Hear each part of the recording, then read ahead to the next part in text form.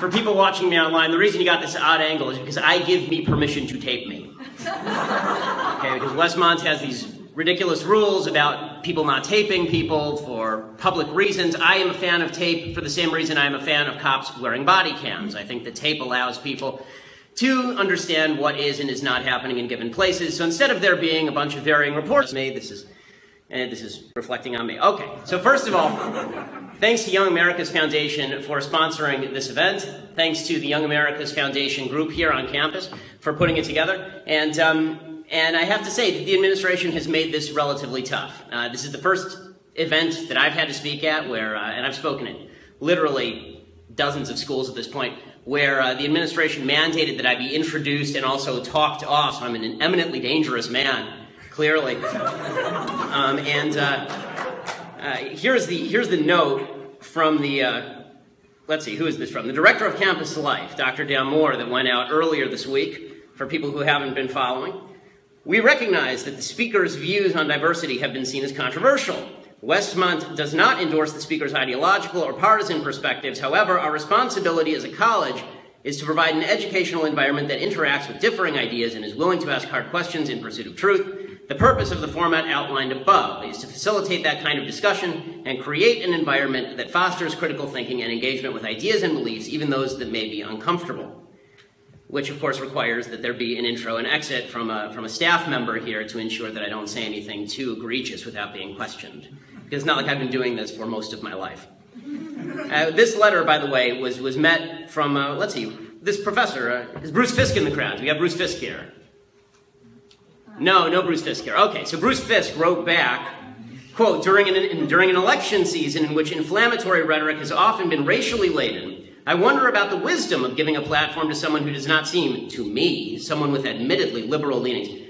First of all, you're not liberal if you want to shut down other people. You're a leftist. It says, to be helping. I must assume that you did your homework and know what you are getting, and that you regard Shapiro as a positive conservative voice in our culture. I would welcome the chance to hear from you why you think this is the case.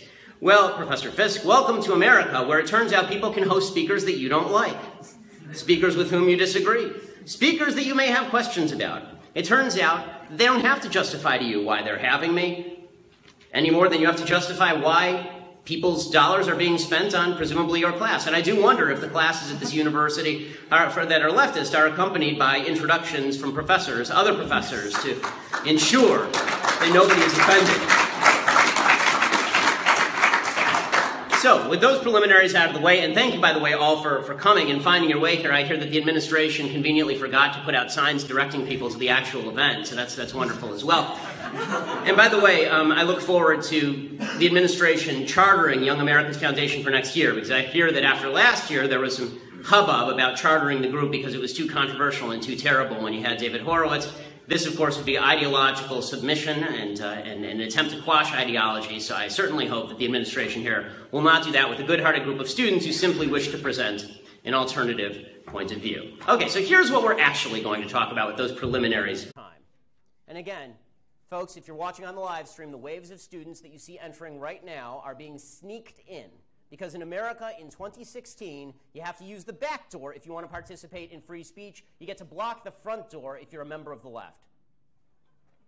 Professor Wyde, by the way, he doesn't want to try it, apparently. He doesn't want to try this whole free speech thing. When he spotted students putting up flyers for this event, he called in the guys with the guns, the campus security, because he wouldn't want posters microaggressing you, of course. He then said that the students putting up these posters were fascists, because putting up posters, that's fascist. And then he suggested that the students were responsible for death threats he had received, and he wrote on a sign outside his office, the best response to microaggression is macroaggression. In other words, if I'm offended, I get to take physical action against you, I get to be violent with you, and that's what we're watching outside right now. For those of you who don't speak low IQ, what Professor Wyde means is that the best response to hearing things that you don't like is hurting people who say those things. I guarantee you this, I've certainly received more death threats than Professor Wyde. Some might be from people in this room, like, for example, certainly from people outside. One, Reuben Martin, who told another professor at this university, Melina Abdullah, via Facebook, and this is how it's written. And there it is, gang. Guess what? You know what? They're not going to stop us.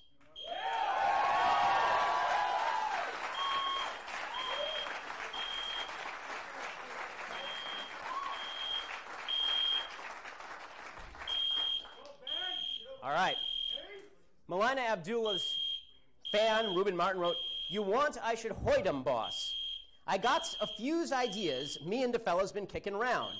Only ting is he won't be talking or looking so nice no more. We'll take the cannolis." The reason I'm reading it in this way is because this is exactly how it's written. Hoidem is spelled Hoyt''E''M. Speaking of Professor Abdullah, she posted this on her Facebook wall earlier this week. Folks, if you're just joining the live stream, somebody pulled the fire alarm to stop this, because this is how the fascists do it. Professor Abdullah posted this on her Facebook wall, quote, "When diversity becomes a problem has been scheduled for February 25th at Cal State LA, a campus that is 90% students of color, and during Black History Month. I say this event is a problem. What we gon' do, y'all?" And again, gun is spelled G-O''N. How about you could try listening? How about that instead of pulling the fire alarm or stopping people from entering? Or at the very least, why don't you start using proper grammar? You're a professor. By the way, Professor Abdullah teaches a class that fulfills a diversity requirement at this university, a requirement designed to encourage tolerance and acceptance of others. You can hear the tolerance and acceptance coming from the speakers in this room as they attempt to evacuate the premises so people don't hear my deeply scary and frightening ideas. So unconscious bias is a concept well documented in psychological studies, which is basically that people associate negative things with people of color and positive things with whites. So if that is true, given that that is true, how does white privilege not exist? Okay, so you're asking about unconscious bias. I apologize because it's kind of echoey, but the question was, if there is unconscious bias, just to repeat it so I'm making sure I get it right, if there is unconscious bias, how does white privilege not exist? The question is, given that there is unconscious bias, how does white privilege not exist? So number one, so when I speak about white privilege, yes, so when I speak about white privilege, I'm speaking specifically about behavior. Okay, there have been no studies, and really I've looked at these studies, the connection between what they call implicit bias, this is their favorite phrase now, implicit bias, unconscious bias, and biased behavior has yet to be proven at any level that is even remotely necessary to be used in, for example, a courtroom, which is why it's never been used in a courtroom. It is also true that there is no way, there really isn't, there's been no proven way to alleviate what they call unconscious bias, which means that we're ghost hunting. So what I would suggest is that if there is unconscious bias, and I'll acknowledge the possibility or the reality of unconscious bias, if there is, then I need you to I don't care about what's in people's heads so much as what they do. So if you point me to a racist behavior, don't worry, I'll let you respond. If you point me to a racist behavior, I'm happy to stand alongside you and protest it. What I can't do is protest about things in people's head that I don't know about because I'm not a mind reader. Okay, so that's a really interesting response, and to that I have two questions. Firstly, what I've heard you say that this is something that, the way people think doesn't affect their behavior. So that's the first thing you've said. So I'm really curious if you can kind of give me another example of a thought that somebody has which doesn't affect their behavior. Like, do people who, support Trump not vote for him? Like, I'm very curious about that. Yes. And secondly, so the second thing that I want to ask is that if it's something it's hard to fix, does it mean we shouldn't do anything about it? Because you said, I don't know if we can change how people think. Does that mean we shouldn't try? I mean, first of all, not a great impression. But beyond that, my voice isn't that low. But beyond that, as far as the first question, which is, do people have thoughts that don't manifest in behavior? Yes, all the time. For instance? For instance, every thought that you have about walking up here and strangling me right now. I assume like we have thoughts all the time that don't manifest in behavior, and this is true every single day. We consider thoughts that cross our minds. And the problem with unconscious bias is the idea is you don't even know that you're having the thought, right? So how can you stop it if you don't even know that you're having it? But then we should be able to gauge the unconscious bias and its impact on behavior. That's why it's unconscious bias as opposed to conscious bias. The idea behind unconscious bias is that it's not even a ghost, it's a ghost of a ghost, because you don't even know you're having the thought.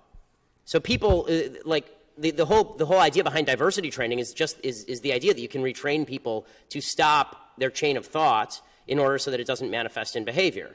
I don't think that every thought manifests in behavior. If it did, then every time a man saw a good-looking woman walk down the street, a straight man saw a good-looking woman down the street, we'd have a real mess on our hands.